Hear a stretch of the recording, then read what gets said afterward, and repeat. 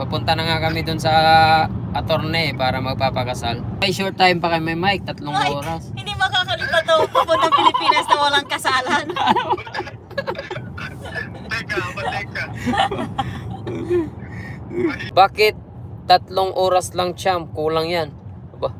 3 oras lang yung requirement guys. 3 hours before boarding. Saka may flight kasi. Saka 3 oras lang. May flight kasi guys. Nakaka-offend kayo guys, hindi kayo naniniwala Movies. ng love life namin. Guys. Kala nyo laro-laro.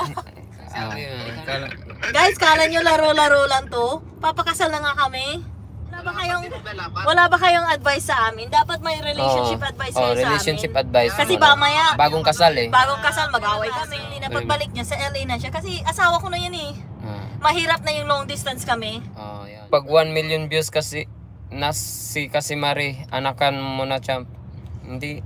Grabe naman may guys. May pasulbong na nga pasulbong na yan, baby namin. Madali lang yan gawa, guys. Madali lang yan. Baka nga meron na yan kasi nung kagabi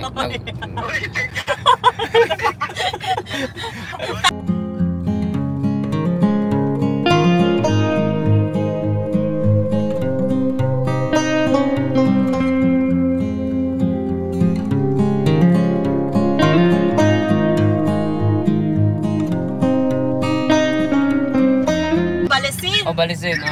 Maganda doon? Oo. Nakapunta ka na doon? Oo, honeymoon natin doon.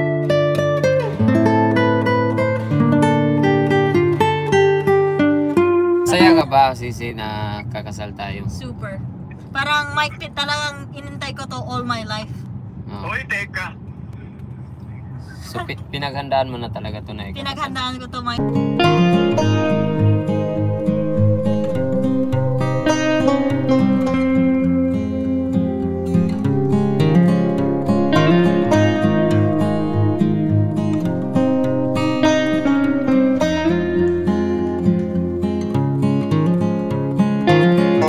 Matagal na ako na-in-love kay Sisi Marie, kaya nga nagpapakasal na kami kasi matagal na akong may feeling sa kanya at hindi niya lang sinasabi sa akin, mas matagal pa daw yung sa kanya. Ang first meeting namin, dinedma niya ako.